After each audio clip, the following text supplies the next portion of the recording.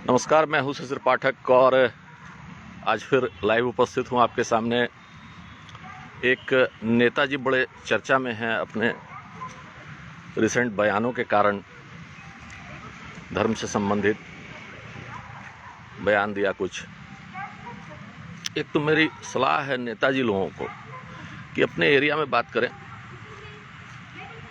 हर एक प्रोफेशन का एक अपना एरिया है, डॉक्टर्स का, इंजीनियर्स का, आर्किटेक्ट्स का, एडमिनिस्ट्रेटर्स का, जो भी स्पेशलाइज्ड फील्ड है। लेकिन ये जो नेता समुदाय है उनका कोई एरिया नहीं है और पता नहीं क्या मानसिकता है कि संवैधानिक पद पे रहने के बाद भी वो लोग कहते हैं कि we belong to a particular group, we belong to a particular caste. भाई, फिर आप संवैधानिक पद के लायक नहीं हैं, क्योंकि अगर मेरा मुख्यमंत्री या मेरा प्रधानमंत्री मुझे मेरे जाति के आधार पर देखे तो ये तो बड़ा मुश्किल है। आप अगर मुझे एक सिटीजन के तौर पे नहीं देख पा रहे हैं तब फिर आप किसी संवैधानिक पद के लायक व्यक्ति नैतिक तौर पे नहीं है। अब वैसे आप नागरिक हैं इस देश के, आप संवैधानिक पद पे रह सकते हैं, कोई दिक्कत नहीं। तो जो बयान है, मैं किसी का नाम नहीं लेना चाहूँगा, उसमें दो चीज़ें मुझे, जितना मैंने देखा, जितना समझा, उसमें दो चीज़ें हैं। एक तो है कि जो पुरोहित पूजा कराने जाते हैं उनके हिसाब से उनका जो एक ग्रुप है, मतलब उनके कास्ट या उसका उनका जो जिस सोशल पार्ट से वो बिलोंग करते हैं, उनमें जब जो पुरोहित हैं, वो ब्राह्मण नहीं कहना चाह रहे हैं, पुरोहित कहना चाह रहे हैं, और उनका कहना है कि पुरोहित का प्रोफेशन बहुत सारे कास्ट के लोग करते हैं। तो ठीक है, मैं भी पुरोहित ही कहूँगा कि जो पुरोहित हैं वो जाते हैं तो वो अनटचेबिलिटी फॉलो करते हैं। पूजा तो कराते हैं लेकिन भोजन नहीं करना चाहते हैं, पानी नहीं पीना चाहते हैं।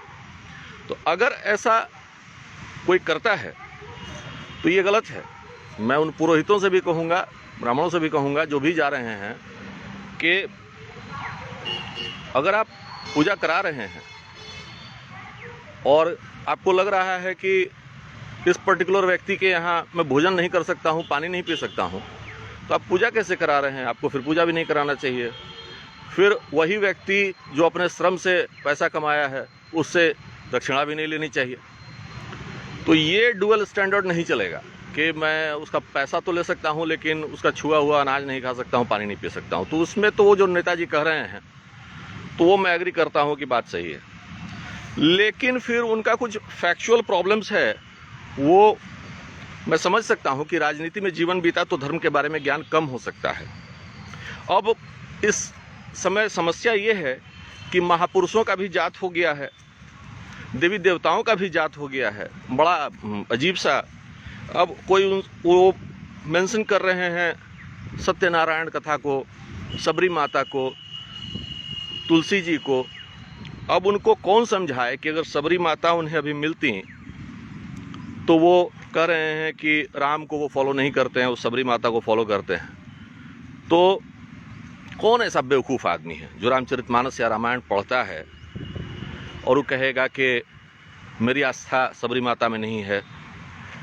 सबरीमला जो जगह है वो सबरी माता के नाम पे ही है। मला मीन्स हिल, और जहाँ पे माता सबरी मिली थी भगवान राम को, यही वो जगह है जहाँ की अयप्पा स्वामी का सबसे बड़ा मतलब कि मंदिर है, ओरिजिन है।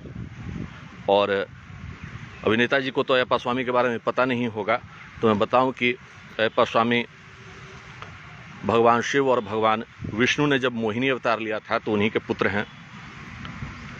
तो कौन कह रहा है, कौन बेवकूफ़ है जो सनातन धर्मी है, जो रामचरितमानस पढ़ता है और वो डिसरिगार्ड कर रहा है सबरी माता को? मुझे तो नहीं समझ में आता है, मैंने तो नहीं देखा किसी को। और लेकिन इन लोगों ने माता सबरी का भी कास्ट बना लिया। केवट वाला जो प्रसंग है, तो भृगु ऋषि के अवतार हैं केवट, और इतना वो अच्छा प्रसंग है, जो लोग कथावाचन करते हैं उसमें इतना आनंददायक वो प्रसंग है। लेकिन अब वहाँ पे भी जाति ले आएंगे। रामचरितमानस तो पूरा इस चीज़ को दर्शाता है कि कितनी सामाजिक समरसता थी उस समय भी, और अभी भी कोई विवाद नहीं है। ये विवाद राजनीति के चश्मे से दिखता है, कोई किसी पे अत्याचार नहीं कर रहा है। और आज के ज़माने में, इस टाइम में तो ये संभव ही नहीं है। हम लोग तो अनुष्ठान करते हैं, करवाते हैं, तो घर से निकलने के बाद मैंने तो आज तक नहीं पूछा किसी राशन वाले से कि आपकी जाति क्या है, किसी पान वाले से कि आपकी जाति क्या है, जहाँ से मैं फल लेता हूँ कि आपकी जाति क्या है, जो पूजा का सामान लोग देते हैं उनकी जाति क्या है। तो ये कहाँ से आता है, कौन किस पर अत्याचार कर रहा है, कौन किस से विवाद कर रहा है। जाति ही नहीं, धार्मिक स्तर पे भी समाज में ऐसा कुछ नहीं है। लोग दूध में शक्कर की तरह घुले हुए हैं एक दूसरे के साथ, और एक दूसरे को सेवाएं देते हैं, और उसी तरीके से ये सोसाइटी चल रही है। अब इलेक्शन ओरिएंटेड ये सब बयान है, पता नहीं क्यों दिया जाता है, और एक पर्टिकुलर छवि बिगाड़ने की कोशिश की जाती है। तो धार्मिक मान्यताओं को आप जब नहीं जानते हैं कि क्या करना चाहिए, कि सत्यनारायण कथा क्यों की जाती है, नारायण राम नारायण के ही अवतार हैं, तो सत्यनारायण कथा नहीं कीजिए, और माता सबरी को आप मान रहे हैं, तो ये तो माता सबरी को ही आप कष्ट पहुंचा रहे हैं। तुलसी जी की बात कर रहे हैं, तुलसी वृंदा की अवतार हैं, इतनी पतिव्रता वो नारी थी, उनके श्राप देने से भगवान विष्णु पत्थर बन गए, शालिग्राम बन गए।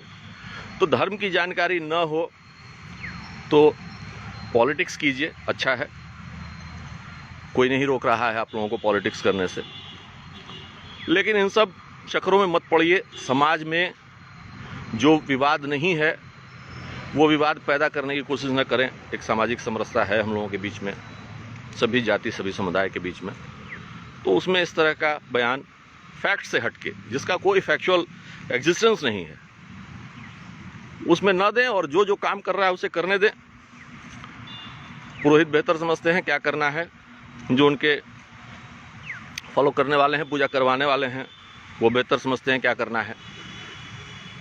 तो स्वतंत्रता भी है, संविधान भी हमें ये स्वतंत्रता देता है, हर आदमी अपने हिसाब से जीवन जिए, जब तक कि आप दूसरे किसी को डिस्टर्ब ना कर रहे हो।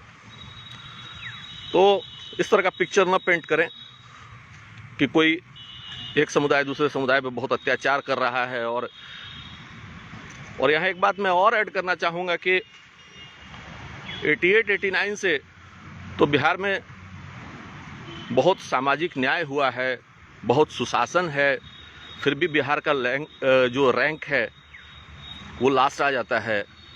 और कौन रोकता है आपको गरीब बच्चों के लिए रेजिडेंशियल स्कूल्स बनाने से, उनको सारी सुविधाएं देने से?